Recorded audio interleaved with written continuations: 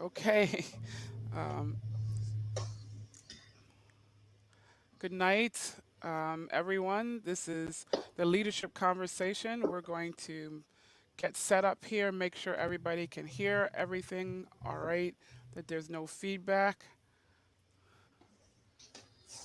No feedback. No, sounds good. Awesome, awesome. We'll give folks a chance to join. Um, How are you we guys are, doing tonight? I'm doing fantastic, and I'm so glad to be here with you guys again I tonight. know. The month went by so fast. In a sense, it went by fast, and at the same time, I was like, "Come on, Let's go, let's let's get to it. go. Let's do Yeah. it. Let's do it. Let's do No, it." it went by fast, but I'm glad we're doing this. This is a good conversation, especially given the times and given what's going on. Everybody has feelings, and they might not be feeling in the right place inside. So, And I've been thinking when I look at everything that's going on, what an awesome case study around leadership that we're seeing. I mhm. mean, Harvard and everybody, and we should be writing serious case studies. Hello, Thilana. Thanks for joining us tonight. Um, And so come on in, share. We are broadcasting on YouTube, on Destiny Speak page. And if you're on that page, please subscribe.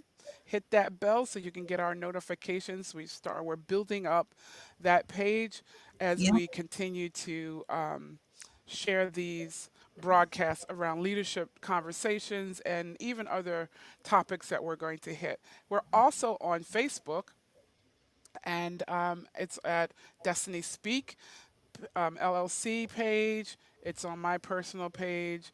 It's on Company Culture with Yvette C. Owens page. So let's join us. Come on in and let's have this conversation.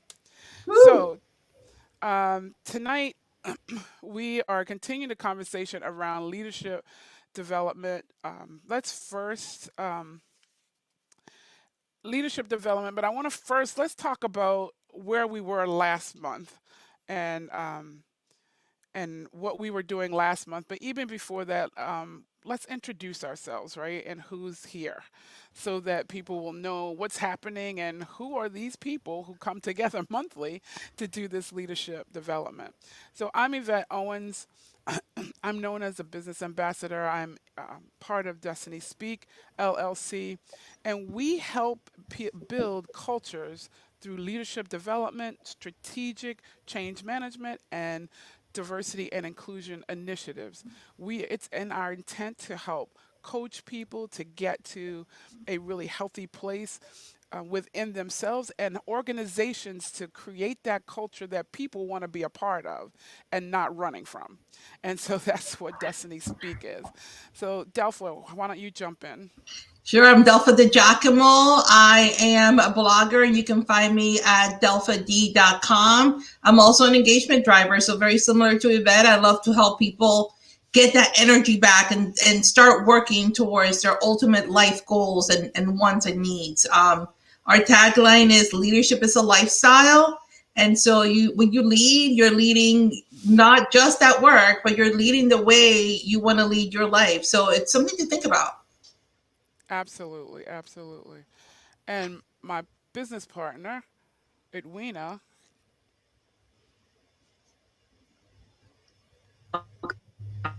I'm Lena Cogdell, and I lead and connect people and organizations to their destiny. And thank you so much for joining us tonight.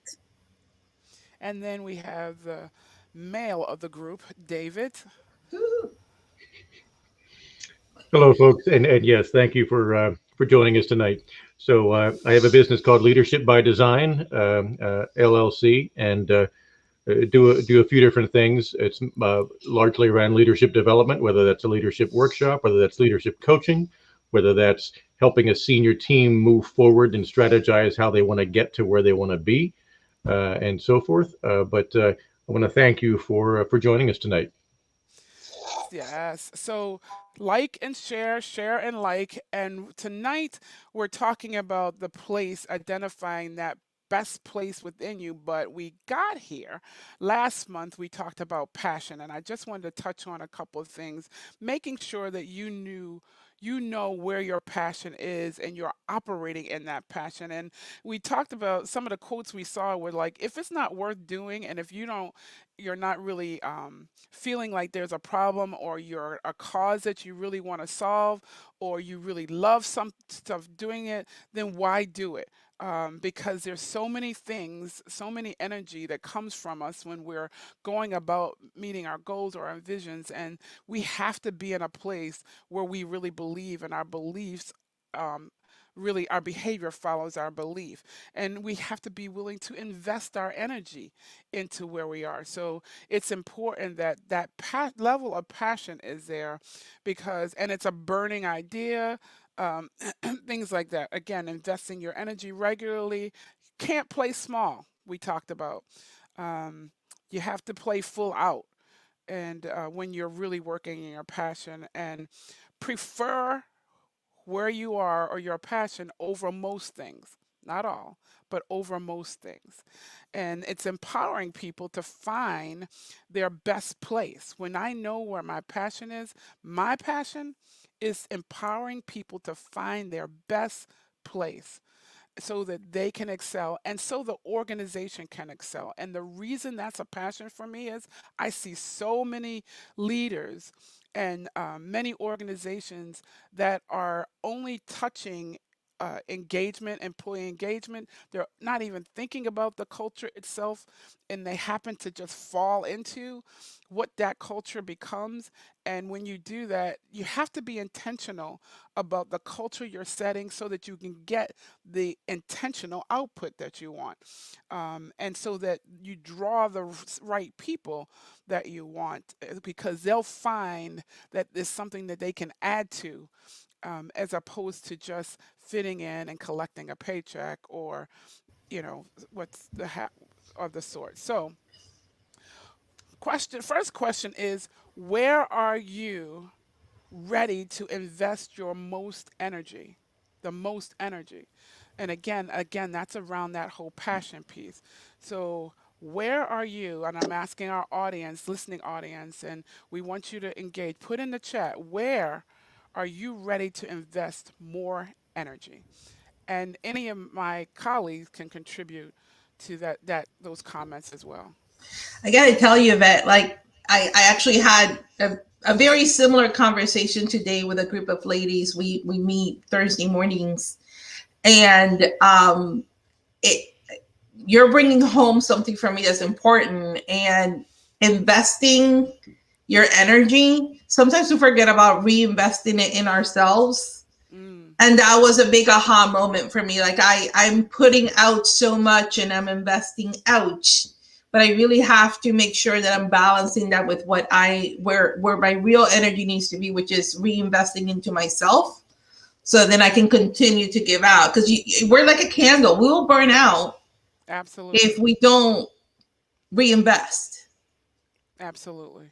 And if we're not making sure that we're in that right place, exactly, that's going to allow to continue to pour back into us, because we're just creatures of nature where we want to create, we want to make things happen, we want to change situations and circumstances for the better, for the world. But if you're not in that right place where you can extend as much energy as possible, you will burn out. Yeah, and I think it's for folks, if you're hearing place and you're like, well, I think it always feels physical, think headspace. Where's your head at? Where's your heart at? Those are spaces. That's a place. Each one is a different place. Right. So Delphi, I never thought of myself as a candle, but now I have a completely new image of myself. So I think you both made great points. And I think now when we think about what's been happening in our society in the last 24 months, 18 months, last 6 months, and just this month, of all times where it's even more, it's always important to make sure we understand our place and our values personally before we figure out what kind of physical place or physical organization we want to either work in or volunteer in or be a member of, etc. But now is probably the most important time to reevaluate all of that and get centered and get comfortable with it. So. You know, David, I heard a quote today, and shout out to Marianne Cruz. She's a business coach. She gave me this quote today. I thought it was so appropriate. It's not hard to make a decision when you know what your values are. And that's exactly what you're talking about. All decisions come from a place of value and your headspace. Where are you at that moment when you're making the decision? I remember being a part of a group many years ago, and I got a glimpse of some of the values, and I immediately said, okay, this is not the place for me. Yeah. Right. That means being introspective and really going inside yourself to really bring those types of things out and thinking about what's important to you. Because to David's point, that will let you know from a physical space whether or not that's the right place for you or not. But it does take time to do that. And for me, I believe the best investment you could ever make is in yourself, because that's how you're able to give to others. So I agree with the conversation. Yeah, and to your point, Edwina, if I don't have that introspective and let that guide me, then I'm going to end up in some places that are going to be so crazy for me because I didn't take that time to figure out what's my passion, what's my goal, what's my values, where are my strengths, and does it balance with all of my obligations, right? Because it has to balance. All of that has to balance. Those 5 things: your passion, your goal, your values, your strengths, and your obligations. And we have obligations. We have things that we must take care of. But when I know that and I'm in a place within myself that I'm balanced within myself in that area, then I can handle almost anything. Yeah. I can handle almost anything. If I have that freedom to juggle between and sync those things up, then I can handle anything that's coming my way. And I can be more creative. And I would say, I'm sorry, go ahead. No, go ahead. And I would say this too. It's because I hadn't thought about this before this broadcast, but just listening to you, it reminded me that if we think back to when we were 16 years old, 20 years old, some of our values today are the same. Some have evolved, some have shifted in priority, and some have changed. And that's all very normal, which is why it's not a one-time event in our life. We should reevaluate periodically, either based upon life circumstances around the world, which we cannot ignore, are happening right around us in the last many months here. Is that time to reevaluate our values and so forth. And sometimes you get yourself into an organization or a place, which we'll talk about next time, but you start to realize, oh, I guess this does not fit my values. So let me reevaluate what my values are. And it is perfectly normal and okay if they evolve and change. Yeah. And you know what? I'm not going to give you my age, but folks might say that I'm approaching that midlife crisis moment. I don't call it a midlife crisis. I call it a midlife awakening, because all of a sudden I'm hyper aware about my surroundings and my true values and what I bring to the table and what it means to me to share all of these things with the world. So to me, that's an awakening. It's hardly a crisis. And it does require change. I'm going to be making some shifts, and I think that's fine. And I'm very comfortable in those decisions. But Yvette, to your point, I brought myself to a place inside where I was calm and I was able to really think things through journaling and meditation and all that, all of those tools that we all know and love. But yeah, it just takes some work. Yeah. Well, one thing that comes from age, it's an advantage, is wisdom. And really getting comfortable in your own skin and feeling like you don't have to prove something to someone else. Remember peer pressure from high school? Yes. Yes. Oh my That God. was Yes. real. You know, as It you was continue real. to age and you understand exactly who you are, you become less inclined to make changes for other people. You become who you are. You ever notice how old people just tell you exactly what they think? Those senior And they citizens, don't care. they don't Yep. care because you know what? They realize that there's less time in front of them than is behind what's behind them. So, hey, I got to go for broke. And so at Exactly. any age, it's time it's a good time to get started on this particular path and really push your way through it. So, Would- Dwayne, Yeah. you make a really interesting point because we talk about peer pressure as something that happens when we're younger. But I would argue that there are sometimes, depending on your organization, peer pressure at work to either match the culture or match the talk tracks that they like to use, match, people tend to think of work of, well, we wear the suit and tie and we got to get dressed up and all that jazz. But culturally, there might be some pressures. And that, to David's point, that might be what's not resonating with you. Right. And people that fall into that are the people that don't really know themselves and don't Yeah. value where they are Right. in a Yeah. lot of situations. And So listening to we it, listening to Edwina, that's another their point. You hear about people talking about two things that essentially are the same thing, but they're said different ways. One is bring your whole self to work, Yes. Mhm. which also means be authentic. However, we all know there are some organizations or some groups that you don't feel like you can bring your whole self to that group, and therefore you cannot be as authentic as you'd like to be. That creates tension, and you'll never perform your best. You never will be your happiest.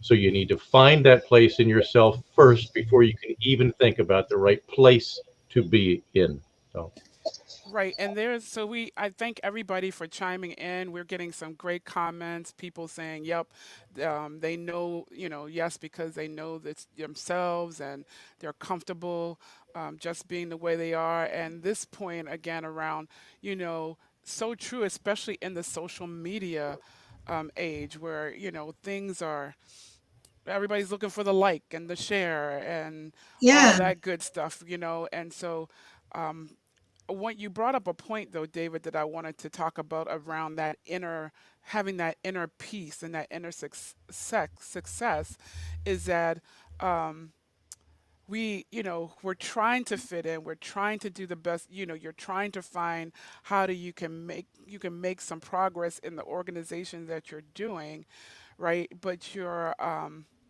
listening to the voices around you as opposed to your inner self. Or you're coming in as, I'm going to change this place, I'm going to make this place so better, and it comes off as if you're being arrogant, Yeah. right? Because who are you to come in with that kind of gumption and that kind of self being that some will feel like you're being full of yourself, right? But no, I am clear on who I am. So you have to balance that, right? And that's why I do a lot of work that I'm doing now on the Diplomat Chronicles and diplomacy, because you can be very confident, but how do you bring it forth could get you in trouble or could help you to succeed even further, right? And so we have to have some diplomacy in our confident level, and I know who I am, I know what I will do and what I won't do. How do I say to someone, yeah, I'm not, that's not the assignment for me, when it's my boss or my leader asking me to do it, but it's going against some core value within me, and we make our choices and decisions based on our core values. Yeah. We make our choices based on our core values. Delana is adding, being authentically you is your greatest superpower. Absolutely. Absolutely. Absolutely. And Yep, Valencia is saying, that's awesome. show up to work being your authentic self. And some people have made that a physical out outward type of conversation as opposed to looking at the heart of people, right? Yeah. So when we say we want to be our authentic self, they think that means that I should be able to wear my hair like I want to, I should be able to dress like I want to, and all that is who I am. But let's get past the exterior Mhm. and really focus on the interior about my authentic self. Am I the one going to ask the questions all the time? Because that's how I process, right? Or am I leading with a great deal of conversation and I talk through my processing, right? All that is my authentic self. But if we're in a place where no, the conversation has to go this way. You have to let certain people speak first, or have this terminology. Then that starts to quiet down or starts to imprison my creativity, imprison my communication skills. Any thoughts around that? Zero argument from me. I don't like I don't like the little jails. And I call them little jails. When you can walk into a room, each room's different because it includes different people. And you have to, one room is full of eggshells. I think we've all been in these spaces, right? One room is full of eggshells. You know you got to tread lightly. The next room is an ice skating ring and you don't got your skates on. You got to be Exactly. real careful because it's slippery. And then there's another room that you walk in and you could be barefoot and comfy and it's like wonderful grass that you're walking through and you feel fantastic about it. And that's exhausting. It's Exactly. exhausting. By the end of the day, your energy is zapped. And it's actually not required. If you are constant in who you are, because you understand who you are and what you bring to the table and the value that you bring, then the world around you does shift to meet you where you're at. And that's a magical thing that we don't teach people. Hmm. It's once you realize it, it changes your life. You can absolutely be yourself in any room. You can manage your energy, and I consider like your energy is your power, and you can make it bigger or smaller depending on the room. That does not mean that you have to change who you are. Your speech pattern, how you would respond to things. Yvette and I were talking. I can do poker face. I sure can. And I also have tells. My teams, I manage teams, and they can tell when the poker face is about to come on and they're like, no, don't do it, we want to know exactly what you think. And we've agreed for all of us to be really comfortable with each other so that we don't have to put on that poker face and fake it till we make it. We just talk it out. So I encourage all of you to take a chance. It's scary, right? Because the first time you do something, it's always a little scary. But go into the room and you be yourself and bring it out and see what happens. Yeah, Catrice is saying walking on eggshells can be very stressful place, a It sure very stressful can. place. It's not worth it. Right. So last month we talked about passion and being in flow. A place where you Mm-hmm. have the competency, the energy, everything, and you're doing your thing. Authenticity and being your authentic self. You see being a master at your craft. How does that help you to be authentic? I think it builds your And I'm confidence. asking that question because I always like to study who people that I would consider masters. So I think about Prince. Mm-hmm. Prince has been dead for a couple of years. They are still finding Prince's music. Hmm. And he was a person that it makes me think about who are you trying to please? Yeah. right? And he was definitely not for pleasing the music industry. That's why he dropped his name at one point. It was more about doing what he enjoyed doing and writing the music and performing the music that he wanted to perform.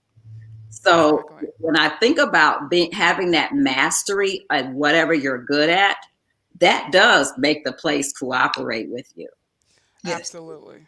The And only that's thing is, do you have enough energy mhm, and drive to become that master? Yep. right. And being well enough to distinguish yourself as that master coming in, right?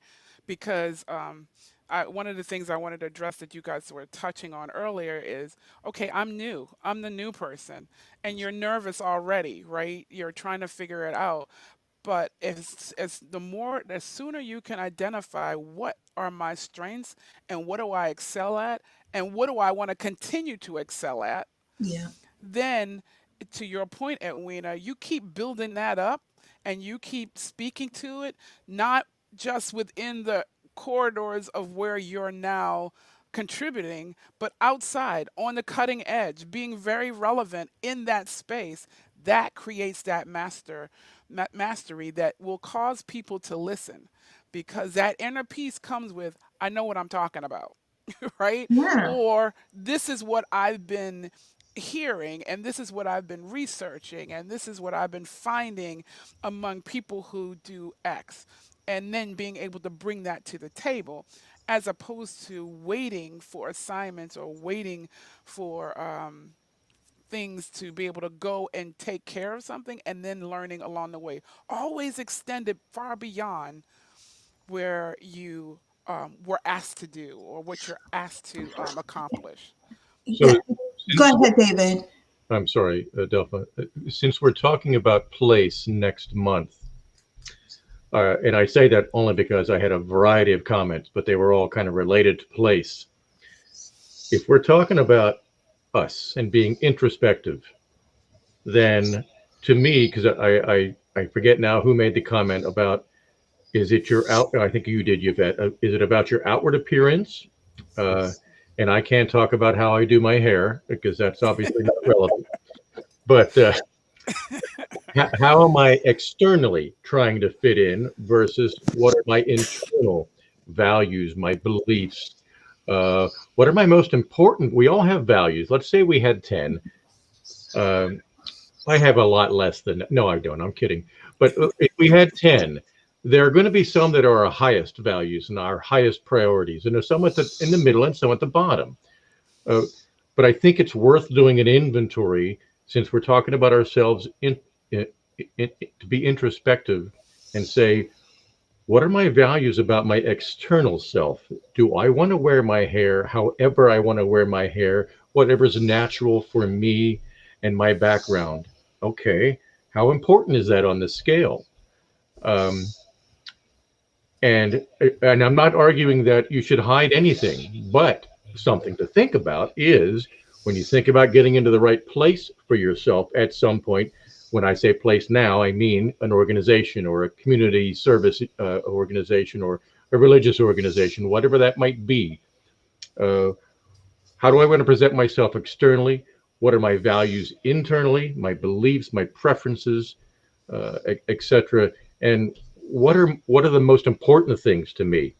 Because it might be difficult to find a physical place or a physical organization that matches all of those. But if they match the priority ones and most of them, maybe that's pretty good to start. I'm just thinking out loud, but it would, because if you went into a place, when I heard one of you make a comment, if I went into a place and I felt like I had to work on eggshells, including the one woman who responded on Facebook, and thank you for your comment. So we appreciate the interactivity. If I constantly feel like I'm walking on eggshells, that's not the place for me. It's either because, I'll just leave it at that. It's not the place for me. If I'm walking on eggshells because I'm brand new and I'm trying to figure out, okay, what are the guidelines here? What are kind of we all know what the rules are. What are the unspoken rules that people never tell you? Yep. And then you stumble across them and you say, oh, apparently that was a rule. I wasn't aware of that one. There's an eggshell I just broke. I have a lot of eggshells I've broken in my life. Anyway, but I think it's good to do an inventory of these are my values.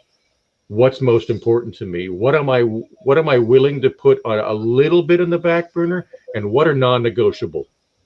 If you don't have these, I'm not joining your organization for whatever reason. And because that gets to your core, that gets to who you are, that gets to your happiness, your performance, your spirituality, etc.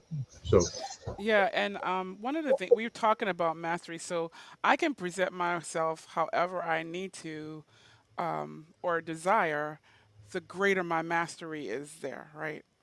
Because I'm going to present, I have that knowledge base, I'm going to be able to present value that people will cause people to look past their biases on how I look externally. The other thing I think is not only mastery, but the flip side of that is understanding my limitations, Hmm. knowing my limitations and being able to not step into a place where I'm going to be highly vulnerable or being able to be very authentic about my limitations and then going to either say this is some place that I can improve or I desire to improve. It fits where I want to go internally. It fits who I want to, how I want to build up that strength, or it's okay. That's not me. That limitation I need to leave behind because I recognize it as a limitation. I'm okay and that's more, knowing that. Yvette, like you just said. But to add a couple comments to that, that's more than just saying, "What's my passion? What are my values?" Exactly. It's more about, okay, I want to articulate all that, but I need to be self-aware, and I need to articulate what I'm really strong at, what I think I'm strong at, what I'm not so strong at. And that's the only way you can really be authentic. Because as soon as I think that, if I'm uh, trying to be authentic about something that I'm really not good at, you'll see through me in an instant. Absolutely. Yeah. Because there's somebody in the room that knows, has Mhm. mastered that, Right. right? And then you're showing up with all these limitations in that space, and they're like, yeah, no, that's not it. Thilana is saying, yes, establishing your boundaries. Absolutely. Absolutely. It's okay to say, to know those boundaries and to be able to make sure you know them. So when someone starts to encroach those boundaries, you know how to respond to that. And that's also something that we need to do with during that introspective work. How do I respond when my um, boundaries are being crossed? So let me ask the group because this is such a good conversation, and then you get into a space where somebody's trying to give you feedback, and there is feedback, and then there's stuff that's labeled feedback that's not feedback, that might be about the other person. Look at David laughing. I know, I know that you know. Um, there, there is this space, right? So some people are very confident, very comfortable with who they are and what they bring to the table, and that can make others uncomfortable. How can people differentiate? How can we differentiate between feedback versus the other stuff that is dressed like feedback, but it's not really that? It's meant to push back and limit you. Do you want to say more about the other stuff? Well, meaning, so for example, you could take a family situation. These are the best ones because everybody has an opinion in a family, right? Everybody. Everybody talks about it. So you could be ready to take a leap of faith, that what they would consider a leap of faith, and they will enumerate the reasons why you are not ready. And yet in your heart, you know you're ready for that next job or that next entrepreneurial activity. Whatever it is, you're ready and you know it. They're scared for you and react by telling you all the different reasons why you are not ready. That's the other stuff. So they're trying to give you feedback, but the feedback is not about you. The feedback is about them trying to quell their fears for you, well-intentioned or otherwise.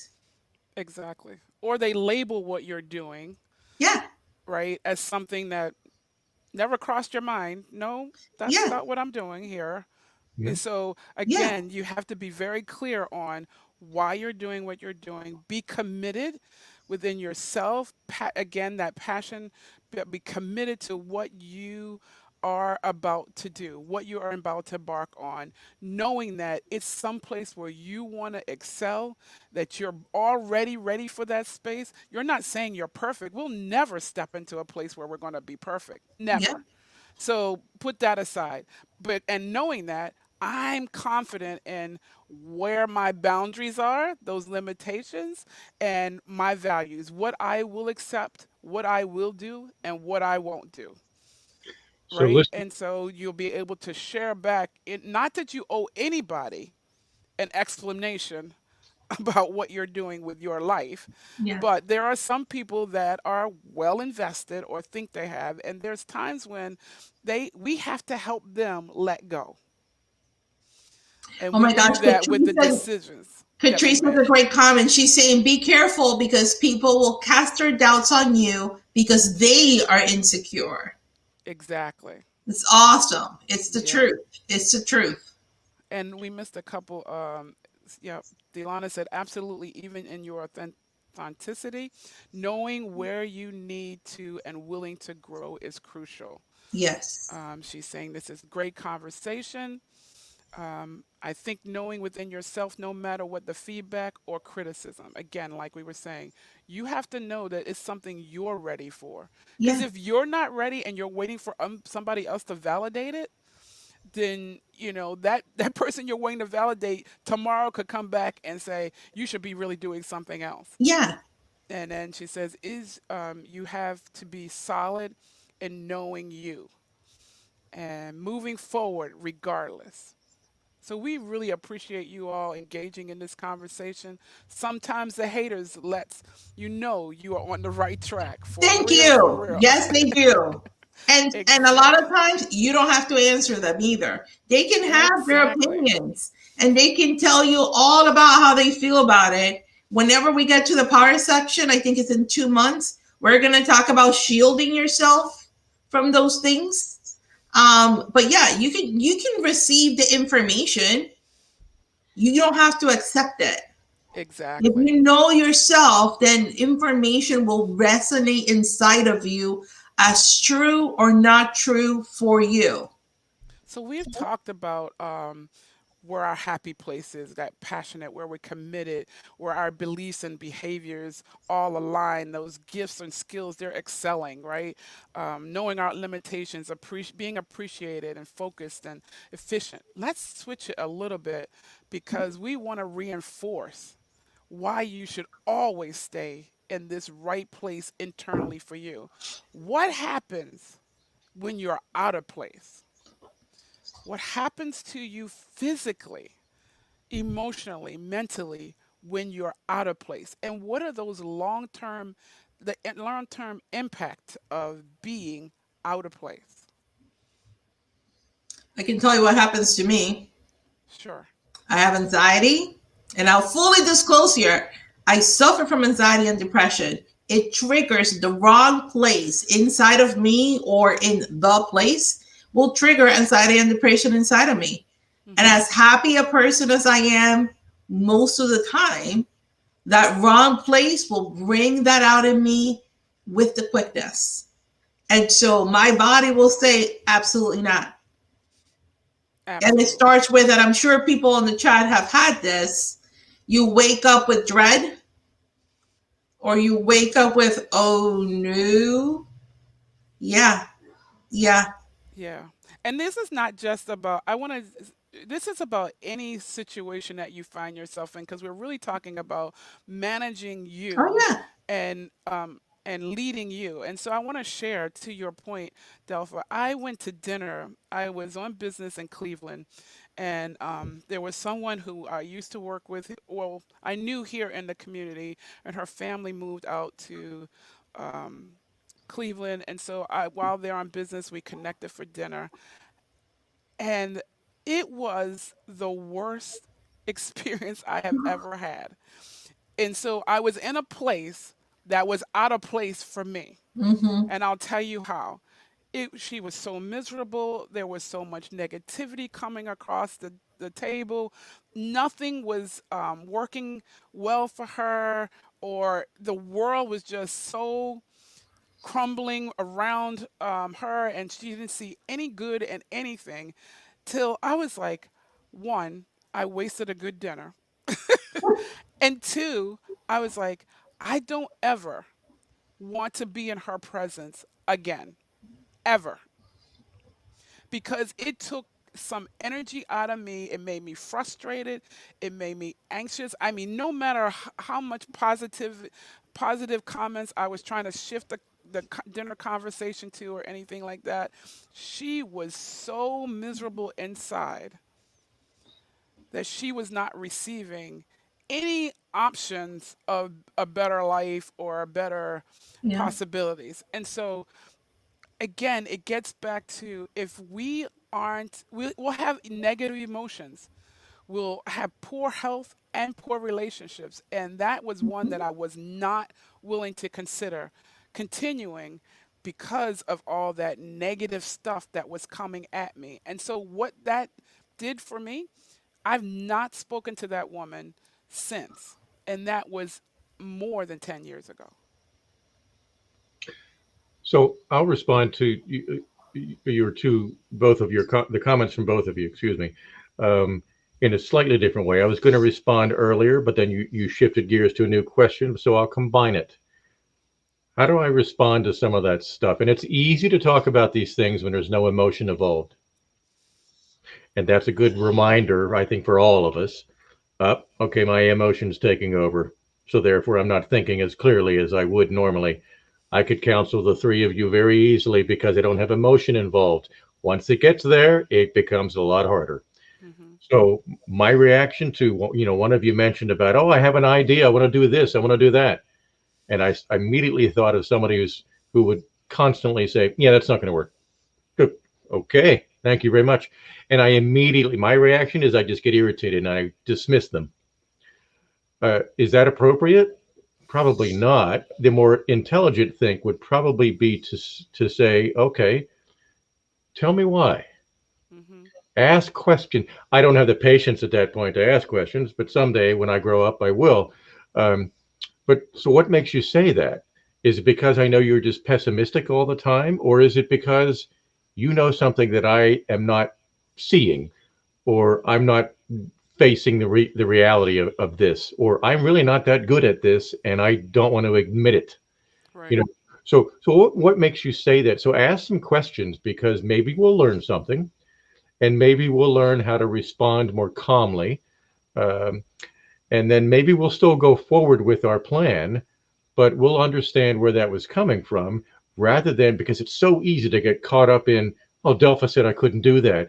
Edwina thought I was ridiculous. So I'm not going to do it now. Right. And now I'm uncomfortable with where I am. And I was excited about where I was going. It seemed to match my values and my passion. And now I'm not going after that. So now I'm feeling whatever, depressed, anxious, disappointed, disillusioned, not nearly as good as I thought I could be, Hmm. not fulfilling my dream, etc. And that was based upon one short conversation of somebody saying, yeah, that doesn't make sense. So, Absolutely. yep. Catrice says it magnifies my weaknesses even when I have already dealt with those things. So, kind of to your point around, we have to be willing to take in that information, even if we're not ready to deal with it right then and there. But ask yourself why. What's happening, and why did I have that reaction, right? And then she also says it drains me and sometimes takes time to recover from that situation. Absolutely. Absolutely. David, I just love what you said around being curious and asking questions. And sometimes I think when we're pursuing things, when you were talking about it, it made me think about Edward de Bono's 6 thinking hats and the black hat person. And we need those black hat people. And the reason we need them, because that can create, if we have the right curiosity and we ask the right questions, there may be some things that we hadn't thought about that we could actually get from that person. The only thing is, when I think about feedback, and you talked about that earlier, Delpha, feedback is not supposed to kill and wound you. Right. It's supposed to help you grow.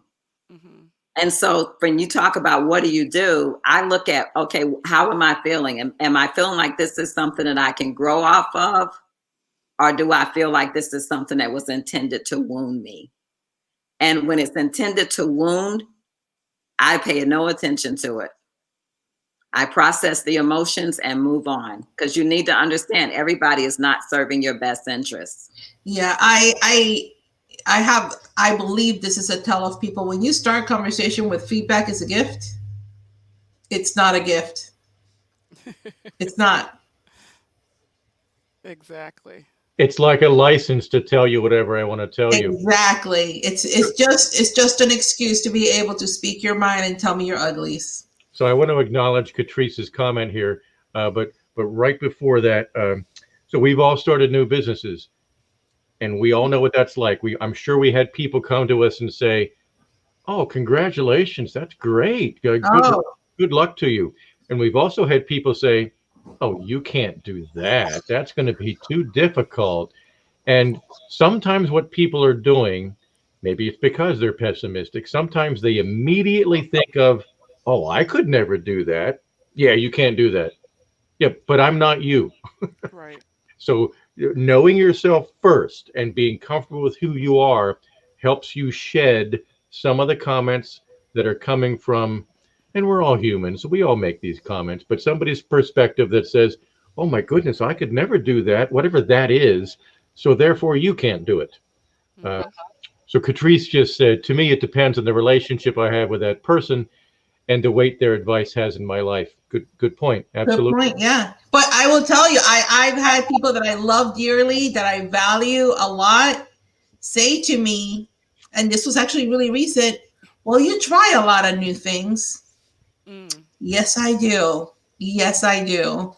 And I'm really successful at that. I'm really good at taking something new, making it grow, and then saying, here you go, world.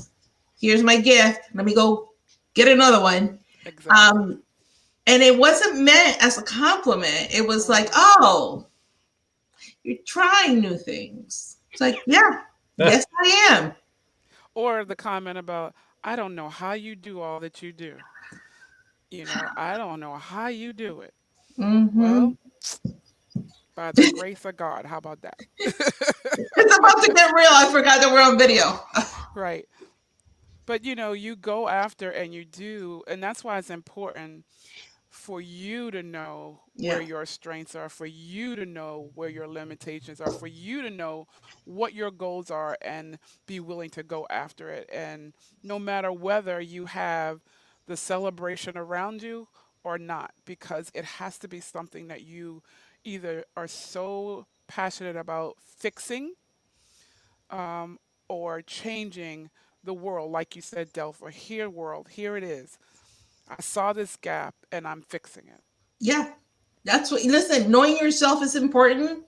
I am a fixer, I'm a giver, and I love to take things from the beginning to their best potential and then release them.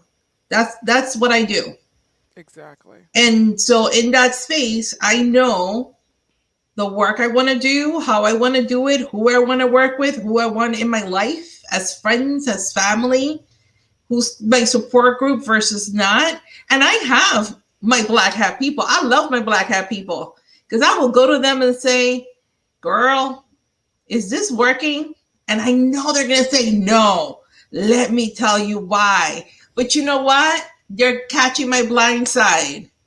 They're catching my blind side because I'm so optimistic that sometimes I don't see the other side. So Right. don't discount. I mean, don't think every amount of feedback is bad. Sometimes you need those black hat people to catch your blind side. And we do need those black hat people, right? As I'm asking, my example was you looking at you. And if you're one of those people that can't see the bright side, then you do need to do that introspective work around what your values are and position yourself to be in that happy place. Because that woman was clearly not in her happy place. Mm. She was not in her happy place. So for folks that are listening, what Edwina brought up, and I'll just remind folks, if you want to look it up on the internet, so you understand what we're talking about when we say black hats. There's a red hat, yellow hat, green hat, etc., white hat, I think, but they represent different points of view of looking at an initiative, and they're all very, very valid. But so just look up 6 thinking hats, and you'll see some information about that. But and not to be the amateur psychologist, but if we could all stop ourselves and pause for a moment and ask questions to try to understand, that's good in a relationship anyway. Yeah. As soon as somebody says to Delpha, wow, you try a lot of new things. Who knows what they mean by that? Unless you ask, you do not. I could make up 5 things immediately.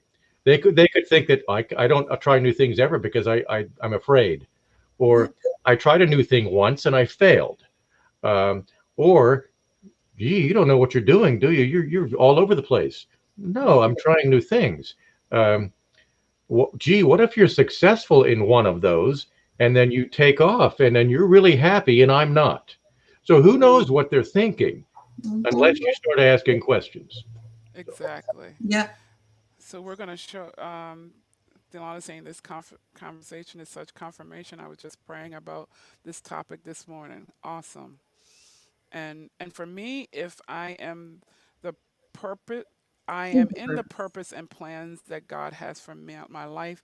It don't matter if you get it. Period. Mhm. LOL. For real. Hey. Yes. And Catrice is saying again, that's good. So we just again thank you for being so engaging. I want to leave with this thought: only 15% of the people are engaged at work. That means 85% of the people are just hanging in there doing what they need to do. So, one, as a leader, the more we are in our place of happiness, we should be looking around to make sure everybody around us is in their best place and helping them find that best place. 2, whether your leader does that or not, recognizes that or is aware of the people around them, and where they want to go, what their goals are, their objectives. We've talked about that extensively tonight. You need to know because sometimes the people around you will not recognize it for some of the reasons that David stated, or they're just not there. They are managing up, or they're just focused on the getting the output because every person in a leadership role is not necessarily a leader, a full-blown leader. So, a focused on the people as well as the process, I should say. So, I encourage you to really know your inner self, know what makes you successful, know those boundaries that we talked about.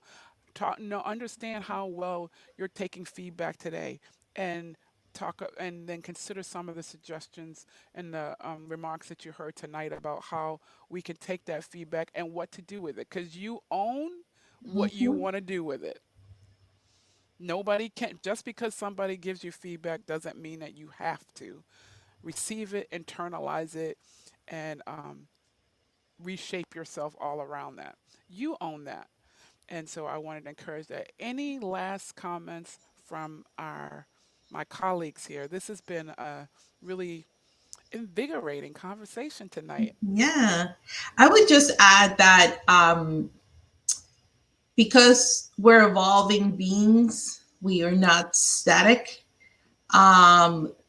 As you grow, develop, and come to your new selves, as I'm apparently working my way into, I just want to remind you that it may rattle people around you. It will, because they're used to you the old way. Yes. And so accepting yourself as you are, imperfections and all, helps others accept the place where you're at if it's a new place. Yeah. And they accept as when you accept yourself evolving, other people Yes, will accept you evolving in that same space. absolutely. Any other comments, David or Weena? If you're, I'm not sure if it's easy for you to do this, but if you're able to share that slide that shows all of our email addresses, Oh, just yeah. Absolutely. just in case anybody had, because I'd be curious, anybody who watches this either live today or you know 5 months from now, um, if you have comments that would speak to what would have made this better, or what questions would you have liked to see us address or address the next time we speak, um, I think that would be great to hear. But again, just what's already been said, we appreciate you being interactive. For those of you who attended, and it just makes it that much more enjoyable. So thank you kindly. Yes, absolutely. Weena, did you want to have some last comments? Just have a great evening, everyone. Thank you. So I do want to share with you what's coming up. I'm starting a new series on my podcast. Uh, my podcast is Company Culture with Yvette C. Owens, and the new series is Conf, Confidently Us, which means that I'm confident in who I am and I'm confident in the people around me. And so I encourage you to watch out for that podcast coming as well. And you can, again, as David said, you can continue to put your comments in the comments chat. We will continue to monitor both YouTube and Facebook comments. And please share and like both the Facebook and the YouTube page. Check us out on LinkedIn as well. So have an awesome evening. Next month we'll be back. The second Thursday we'll be here every second Thursday having these leadership conversations. And we're going to talk more about making sure you're in the right place physically. So, and I'm That's sure going to we'll, be interesting, Yvette, because we're all home right now. right, but we all Yeah, do belong to an organization, right? we do. We Or do. and we're creating organizations, right? So Correct. what is that like look like so that you connect with the right type of organization that you want to connect with. So again, everyone have a great evening. Thank you so much for those who joined us and engaged with us. Please tell others about it and we'll see you next month. Oh, I guess I should bring us all back. Hold on. So we can all say goodbye. Goodbye. Thank you for coming. Good evening, everyone. Sure. See Bye ya. bye.